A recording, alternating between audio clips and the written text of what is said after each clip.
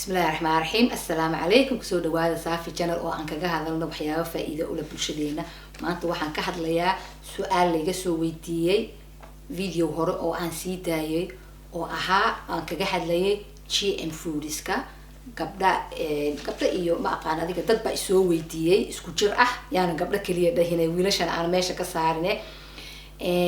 su'aasha marka la soo weydiiyay waxay tahay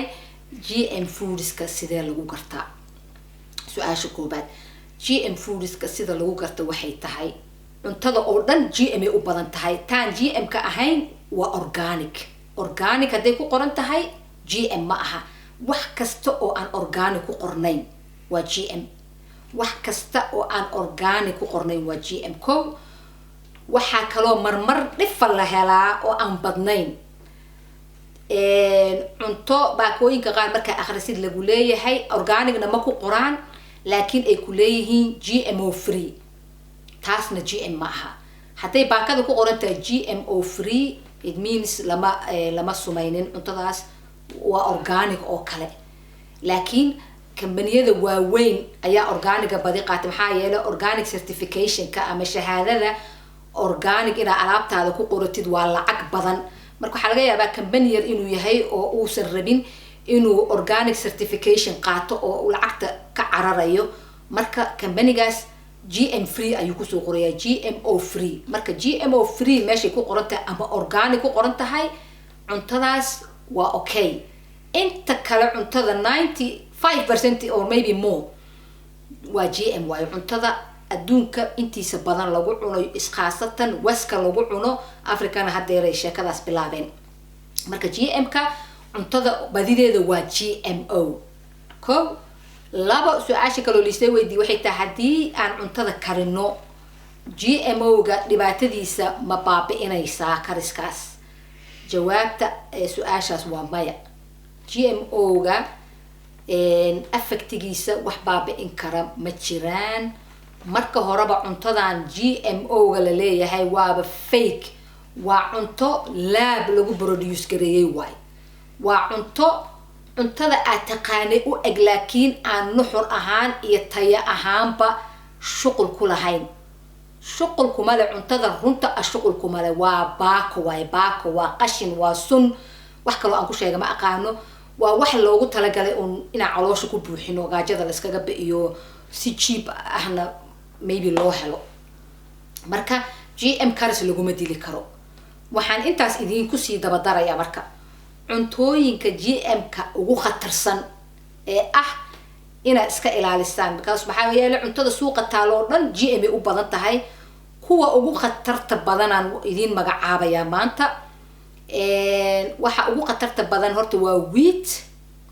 kana meel kastuu ku jiraa burka laga soo bilaabo cuntooyin badan ayuu wheat-ka ku jiraa wheat-ka waxa weeyaan dadka gluten-ka maxay to allergy-ga ku qaba wheat uma dhawaadaan wheat-kana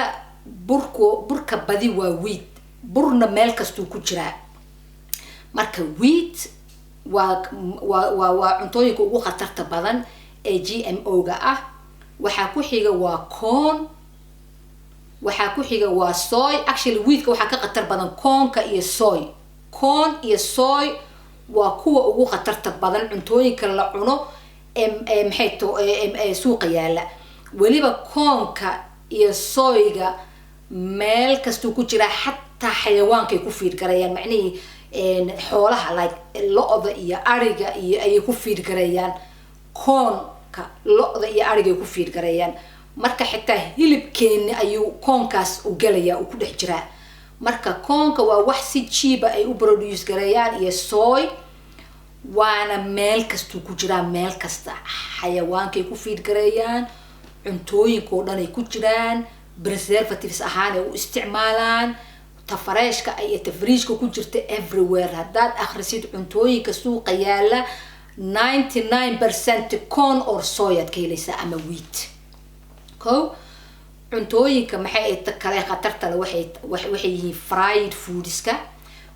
foodska ayagana preservatives badan iyo qashi badan ku jira plus saliido xun oo cheap sida palm oil ko kale iyo saliida ugu jiibsana lagu soo shiilaya fried foodska waa khatar waxa soo raaca waa hilibka processedka ah Soomaalideena caruuraha waxaan u gadnaayo dad badan oo aan aqaan ay isticmaalaan burgerka frozenka ku jiro af carabi iyo xalaal wariya ilaahay yaqaan war dadka waxa af carabi ku jiro dhan waxa u moodaa quraankii inuu kasoo dhex baxayba af carabi yaa la idinku qiyaamayn iyo xalaal iyo kelmadahan businesska hadda ay dadka muslimka ka dhigteen brother iyo sister iyo dadka lugaha laga jarayo please hilibka processedka ah hadduu xalaal yahay sheegtay haddii maxay ahayd warshadii hooyada iyo aabaha uu kasoo baxay uu processed meat yahay frozen supermarket-ka yaal ha u dhawaanin maxaa yeelay qashin iyo sun badan ku jirto processed meat-ka qaarkiis waxaa lagu daraa wax ay ku preserve gareeyaan nitrates wax la yiraahdo hatta dhow ayaan dhaweyta research la soo saaray oo waliba jaamacad Belfast ku taalo ay ka qayb qaadatay hilibka nitrates-ka leh cancer laga qaadaa hatta dhawaa naloo sheegay waa wax aniga ay sheegay ma waa wax research lagu soo saaray hilibka nitrates-ka lagu daro hilibyada nitrates-ka leena waxa weeyaan hilibyada processedka ah sida sausage-ka iyo maxay ahayto salaamiga iyo chickenadan caruuraha aad siisaan nuggets-ka iyo burgerka frozenka hilibka processed meat-ka oo dhan sausage-ka oo kale iyo waxaas oo dhan nitrates lagu daraa nitratesna waa sun ayaa la sheegay cancer keeni karta waxayna ugu daraan inay ku preserve gareeyaan cimriga hilibka ku dheereeyaan bololkana kaga ilaaliyaan oo bacteria inaanay ku dhalan ay kaga ilaaliyaan oo cimri uu yeeshoona bololin suntaas lagu soo daraa nitrates ayaa lagu soo daraa waliba Mareykan hadaa joogtid Mareykanka waxa la sheegay annaka hadda warwaraabana haystay Ingiriiskayba keeni doonaan la yiri chickenka America yaala waxa lagu buufiyaa chlorine chicken chlorine lagu buufiyaa Ingiriiska oo dhan qaylaayo markaan Europe ka baxno in chicken ay possible tahay chickenka Mareykanka chlorine-ka lagu buufiyo in loo keeni doono halkaan waa laga qayliyay arintaas warwaray leedahay intiina Mareykanka joogtana Allah idin xafido chlorine lagu buufiyaa oo ah kiimiko aan ahayn in cuntada lagu buufiyo chlorine-ka waxa waa sunta swimming pool-iska lagu shubo waay ma aqaan waxa chickenka America loogu buufinayo marka processed meat-ka asagana yaani sheekadiisa ku dheeraanine waa khatartiisu leeyahay fizzy drinks-ka hora uga hadalnay everybody knows that kuma noqonayo wax kasta oo carbonated drink oo maxaa la xumbale ka fogaada waxa kaloo aan rabaa inaan dareenkiina ku soo jeediyo high fructose corn syrup bahasha ay leeyihiin iyadana waa sweetener cuntada processedka ah ee la warshadeeyay la baceeyay badi bahashaas ku jirto